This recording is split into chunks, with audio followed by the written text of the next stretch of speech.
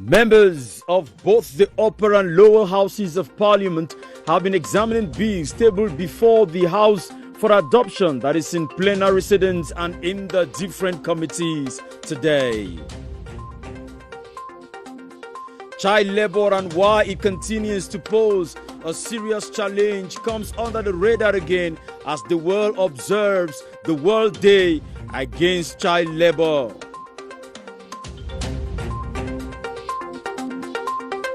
And the Minister of Secondary Education and other back examination officials have been touring different examination centers to ensure that the exercise is going on smoothly, and they express satisfaction with what they have seen so far. Saturday, the 12th of June 2021. Good evening and welcome to the 7:30 News. I am Benin Bumagana in Yaoundé.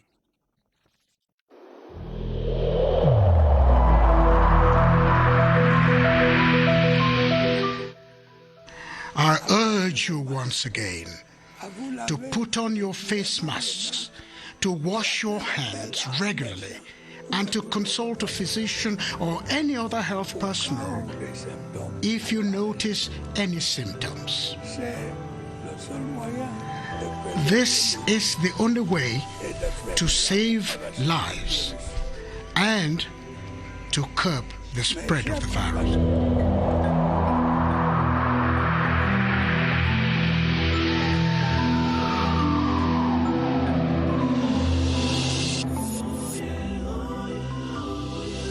Once again, good evening. The Finance and Budget Committee of the Upper House of Parliament, that is the Senate, has scrutinized the bill to amend and supplement some provisions of the Finance Law of Cameroon for 2021.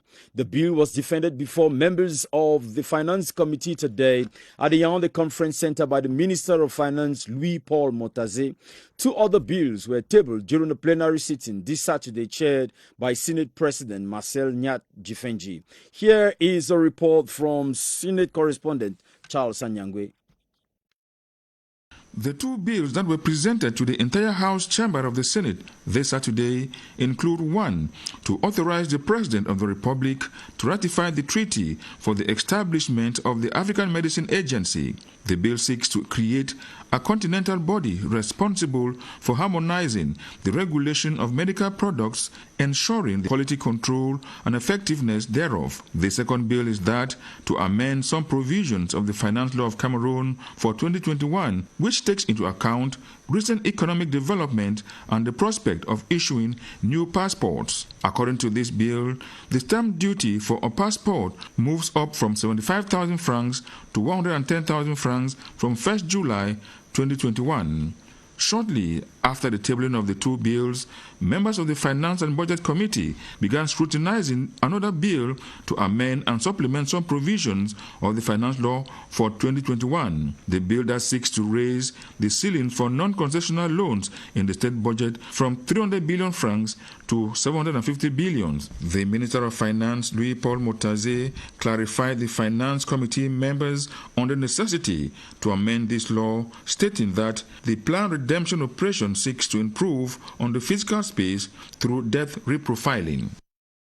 And in the lower house, the ordinance which amends some provisions of the 2020 finance law has been adopted in a plenary sitting. The sitting, chaired by the House Speaker, Honorable Kavayege Jibril, also witnessed the tabling of three bills. Meantime, the Production and Trade Committee examined the bill that governs the access and distribution of genetic resources. Esther Kmer has a roundup of today's activities at the National Assembly. An hour to deliberate on the need to raise the ceiling of non-concessional loans from 300 to 750 billion CFA francs. The people's representatives who took to the rostrum interrogated the national debt policy. In 2015, we have already taken another debt. 5 years after, we haven't seen exactly what this money has done. And now we are called to take another debt. Not exorbitant for the states and still below the SMAC debt limits, the funds incurred targets infrastructural developments. People are complaining because of the shortage of energy.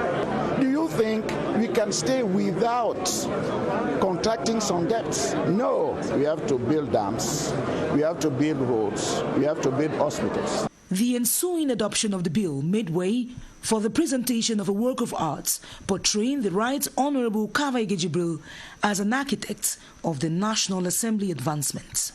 At the Production and Trade Committee, clarifications on the bill that governs access to genetic resources were provided. Cameroon is very, very rich in terms of biodiversity. Procure some means like food, clothes, health, and so on.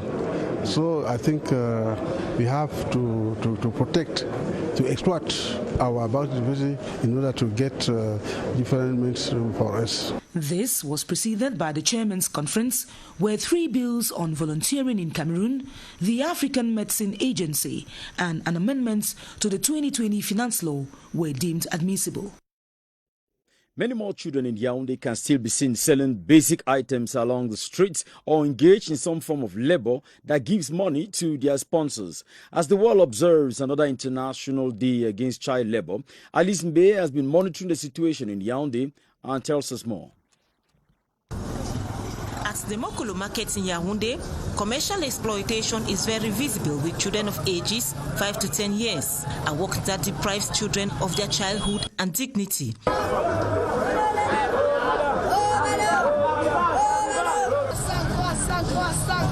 At Bata Lonkak, Little Maheva says she is out to strive for her future. I am selling because I want to buy my school items for the next academic year. To eliminate this extreme and body harm that disturbs children's education and health care, the government has a target to combat the phenomenon by sensitizing the population on its ills, implement laws to fight against child labor, send more children to school, and assist non-governmental organizations to save the lives of the young ones. The 5th edition of the trade fair for Made in Cameroon handicraft products organized by the Ministry of Small and Medium-Sized Enterprises has ended in Yaoundé. The fair offered a platform to strengthen public-private partnership for the promotion of small and medium-sized enterprises. Joyce Tata reports. A cut which ushers visitors to these creative works initiated and produced by Cameroon's finest craftsmen. This year's trade fair of handicraft products in Yaoundé an opportunity to increase sales as well as strengthen cooperation ties. We are not only promoting Cameroonian craft products, but we are also encouraging this in the development vision of our country, and at the same time also ensuring that craft products, craftsmen are at the heart of our development process. To the exhibitors at the site, it gives them great joy to have such a forum to present their know-how in the presence of dignitaries as well as the public at large. We have bags, ladies' bags made with Cameroon materials. We also have digital painting. With this trade fair, our work is exposed in a very wide space. The one-day fair wraps up with a zeal to improve productivity and profitability of our craftsmen and handicraft enterprises, making them real creators of wealth and employment. The Pan-African Association of First Ladies, dubbed African Synergy, has updated its website and is carrying out new communication strategies to reach its internal and external stakeholders with update information about the association. Mrs. Chantal Bia is the founding president of the association with aim to combat the spread of diseases, hardship, and social exclusion. Staff Lady Enanga Kebi reports.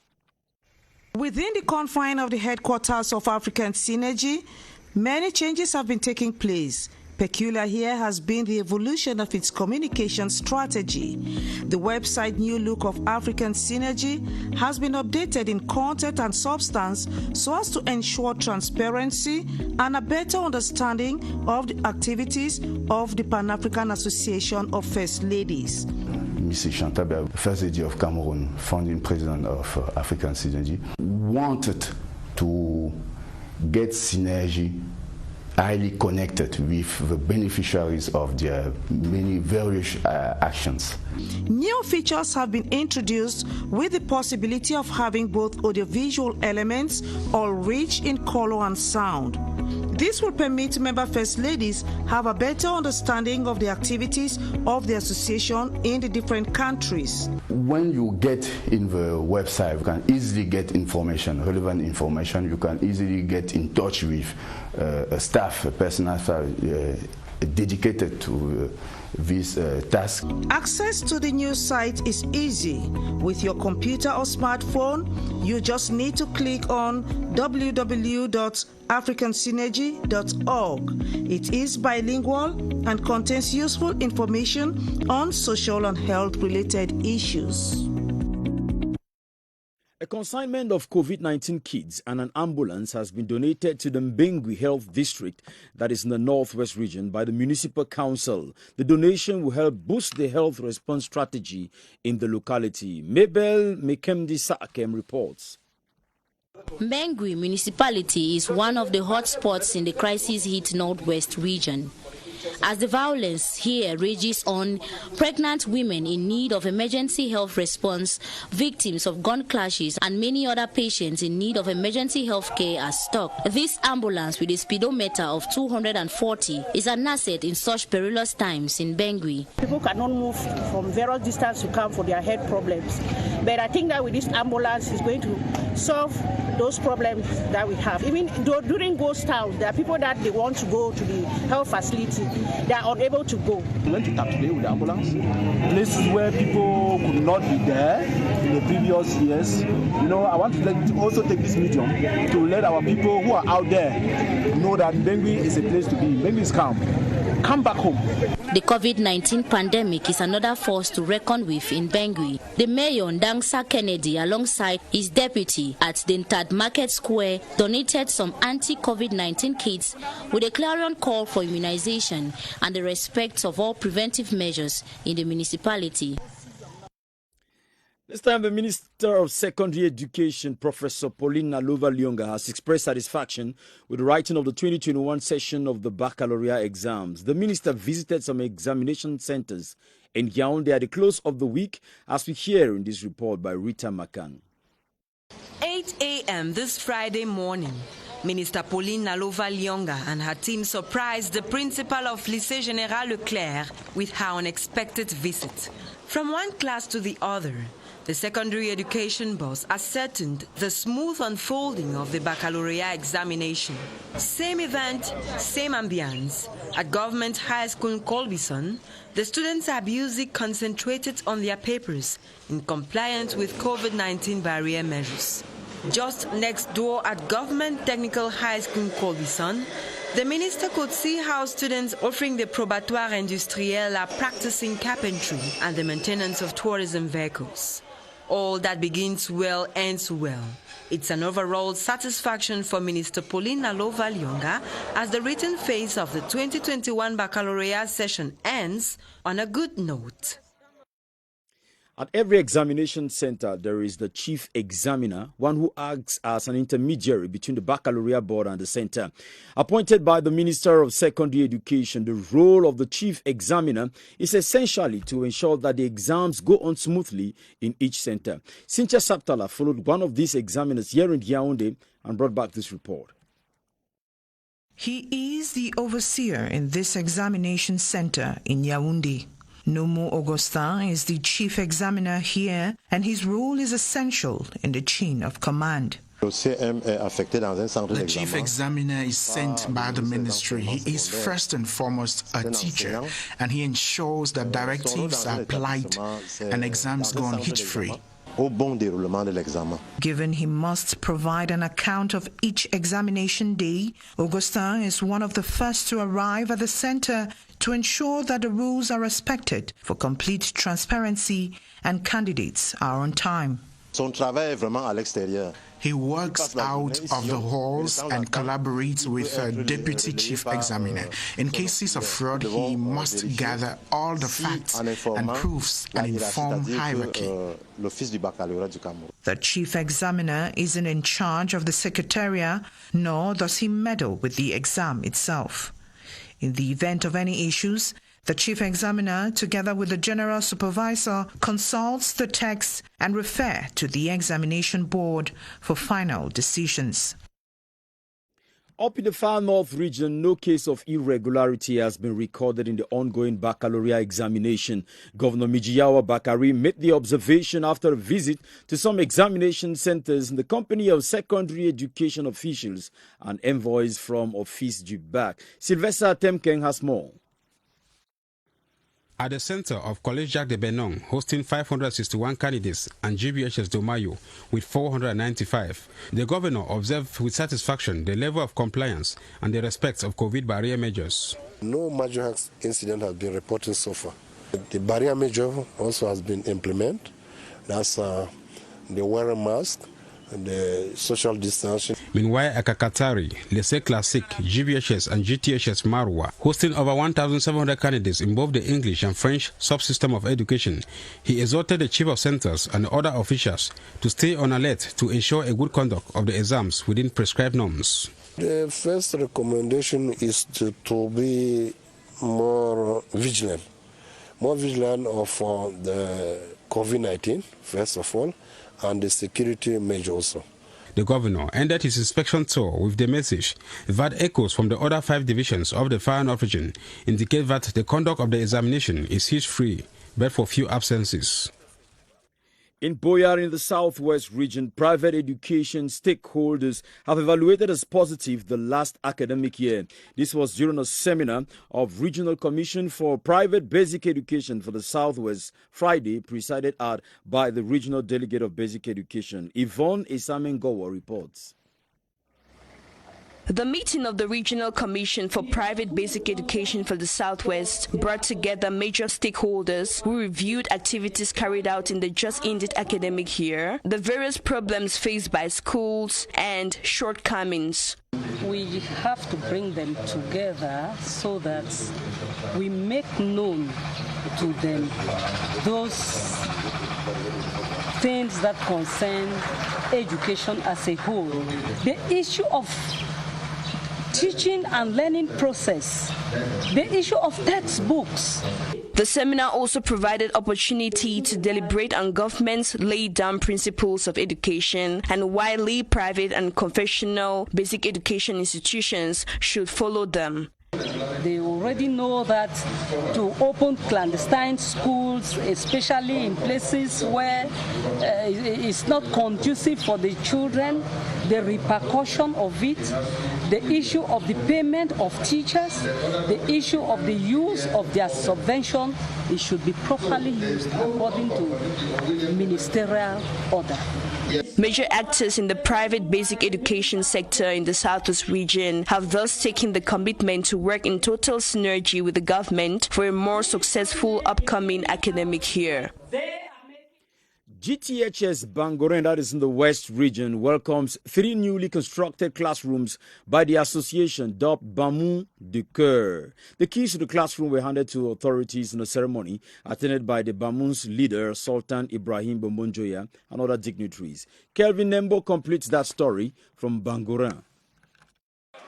They are considered by many as one of the most active promoters of participatory development. The over 1,200 members of the association, Bamou de Cœur, decided to put together their resources to construct 3 classrooms at GTHS Bangoren after a torrential downpour characterized by strong winds destroyed one of the most important buildings the school had about a year ago. You have too much students in Bangoren, but you don't have classroom and you don't have some material. I think that is very important to support education, to support children. During the ceremony to hand over the new classrooms to the government, attended amongst others by the Bamou Sultan Ibrahim Bombonjoya, the mayor of Bangoren, joined other dignitaries to thank the president of the association as well as the members for the countless projects they have carried out so far, their own way of accompanying the government, speed up local development. Bamou de Cœur, since its creation 3 years ago, constructed classrooms and donated benches to some 5 primary schools across the Nun division. The steering committee meeting of the International Relations Institute of Cameroon has examined the account of the school under the chairmanship of the Minister of External Relations in charge, a delegate to the Minister of External Relations in charge with the Commonwealth, Felix Mbayu. Charles Ebune tells us more about that meeting. The International Relations Institute of Cameroon, this June 11, 2021, the steering committee meeting of the school meets under the chairmanship of the Minister Delegate to the Minister of External Relations in charge of relations with the Commonwealth, Felix Mbayu. Les membres du comité directeur ont abordé, n'est-ce pas, tous les aspects. Members of the steering committee meeting of the International Relations Institute of Cameroon examined the financial, management and budgetary accounts of the institution. The International Relations Institute of Cameroon this year marks 50 years of existence, and it is time to evaluate the financial and administrative accounts of the past year. For some time now, the President of the Republic ordered a review of the curriculum of the International Relations Institute of Cameroon to meet modern exigencies, and this steering committee meeting under the chairmanship of Minister Felix Mbayu examined this, amongst other things. There would be an assessment of the items in the draft agenda.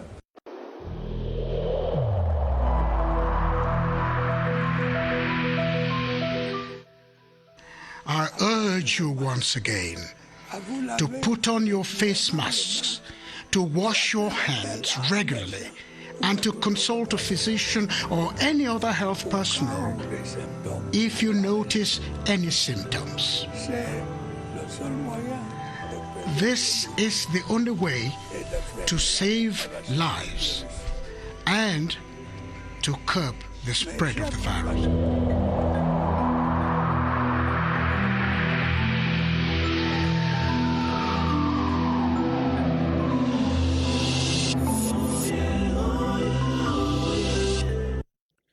On our special page on the fight against COVID-19, we will meet Gilbert Ongene and the guest, Dr. Eric Tanti, who are reacting or rejecting social media rumors that the COVID-19 vaccine has negative effects. Hello, Gilbert. Hello, Benen Buma Ghana. Welcome to the Public Health Emergency Operations Center. We are here with our guest, Dr. Eric Tanti, who is a public health expert, and we are talking about the rumors surrounding the COVID-19 vaccine that is rife on social media. Good evening, Dr. Eric Tanti. Good evening, Gilbert. Now, what is your take on these rumors that are on the social media about the vaccine against the COVID-19 pandemic? Yeah, Gilbert, you know, it's but normal for people to have diverse information and view with regard to anything that comes within epidemics or pandemic, especially with that of COVID, where we've had a lot of controversies regarding the side effects that have been noticed from the vaccination. But let me tell you, each of the vaccines have specification and specific side effects that have been earmarked, and some of these side effects from fever, from cough, and these are normal things that last within a few hours or maximum 2 days, and these side effects gradually diminishes with time. These are things that are even normal. You will agree with me that anything we take or consume within our society, there are certain side effects, and these things are very clear. When it comes to COVID-19 vaccination, there is no need to bother about side effects because there is a full system that has been put in place that manages it, and these side effects are negligible. So what you are saying is that these side effects are not nefarious to the health of the individual who takes the vaccine in the long term or short term? Definitely, Gilbert, to tell you, more than 60,000 Cameroonians have been vaccinated, and we've not had any major side effects that have been reported. And to tell you, all those who are vaccinated are there, and they owe testimony to this. Well, Benen Buma Ghana, viewers of CRTV, you got it all from the horse's mouth. The side effects are there, but they are not nefarious to the health of the person who takes the COVID-19 jab. Over to you, studio. Thank you very much. 29 road safety campaigners have been trained on prevention, control and repression at the Air Force campus in Hawaii. The training is a second in a series of trainings for both the military personnel and other road users on proper road safety in the country. Gladys Asu attended the closing ceremony and brought back this report. Stop to road insecurity. 29 road safety unit commanders are now equipped with road security techniques. The safety commanders have had the opportunity to be trained in tactical methods that will allow them implement road security. To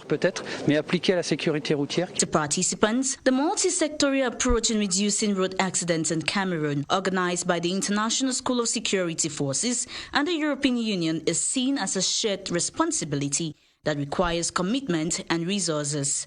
The recommendations, as you earlier heard in the presentation by the representative, we need a hierarchy to reinforce us with the necessary materials so we can, on the field, carry out our duties without any problems. Official statistics say Cameroon records an estimated 16,000 road accidents each year, accountable for at least 1,000 deaths. Receiving at the stations, the road safety actors were challenged by the Director General of Air Forces, Brigadier General Bitote André Patrice, to implement safety policies in Cameroon and the Semak sub-region. This comes after a similar training for officials of the National Gendarmerie.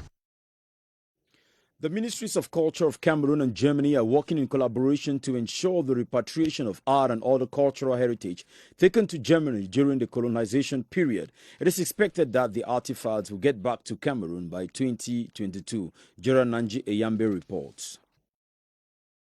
Once upon a time, Mask and a handful of African artists took to the sea during the colonial period. Their return is topical throughout the world. A bridge has been opened since 2015 by the Germans. These restitutions, which will take place from 2022, will also be a pledge of cooperation and a means of strengthening ties between Germany and its African partners. More than 2,000 works of art are already listed in 2 major German museums, which are waiting for their repatriation.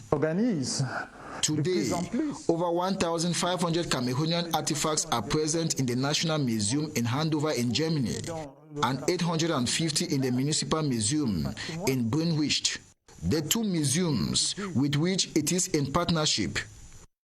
A colloquium to that effect was held last year in Cameroon to prepare the ground for the return of the artifacts. To understand the phenomenon of restitution of artistic patrimony, we have to know their origins. That is where they come from.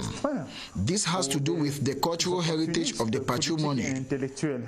Plans are underway in Cameroon to give the event the grandeur it deserves. The mobilization on the restitution of the cultural patrimony is taking place across the continent. And now let's talk sports now. Cameroon handball lionesses have defeated the Democratic Republic of Congo 26-21 in their third group match in Group B of the African Ladies Handball Championship. Of course, Cameroon and the Democratic Republic of Congo are in the quarterfinals after both beating Nigeria and Kenya. Nigeria, however, beat Kenya 26-21 to finish on position 3 in Group B. Let's hear more of all of this with you, Romeo Kenya. A clash of Central African titans, but 2004 finalist Cameroon proved stronger in front of 2014 runners-up DR Congo. The confrontation in brief wasn't an easy ride. Series of dive shots put Cameroon ahead from start. DR Congo multiplied offensive attacks, trimming score gap, leveling both scores to 10 goals each at halftime. In the second segment, the girls of coach Sergio Gebogo rekindled hopes, strategizing on corner throws to slot into the DR Congo human defense wall and firing in convincing points. At final whistle, it was 26 goals for Cameroon and 21 for DR Congo, implying Lionesses have now become Group B leaders. Earlier on, 1991 champions Nigeria overpowered newcomers Kenya in their third outing. West Africans Nigeria backed home 26 goals against 21 for East Africans Kenya. Nigeria are now ranked group's third, heightening chances of becoming one of the best losers in the tournament that can sail to the quarters. Meantime, underdogs Kenya have been eliminated without a single win in the championship. This Sunday, 3 games have been scheduled. Guinea takes on Madagascar, Senegal will match up Tunisia, and defending champions Angola will lock horns with Congo. Thank you very much, Romeo Kenya, with that report. So we come to the end of the 7:30 news. Tomorrow I'll be back here for what?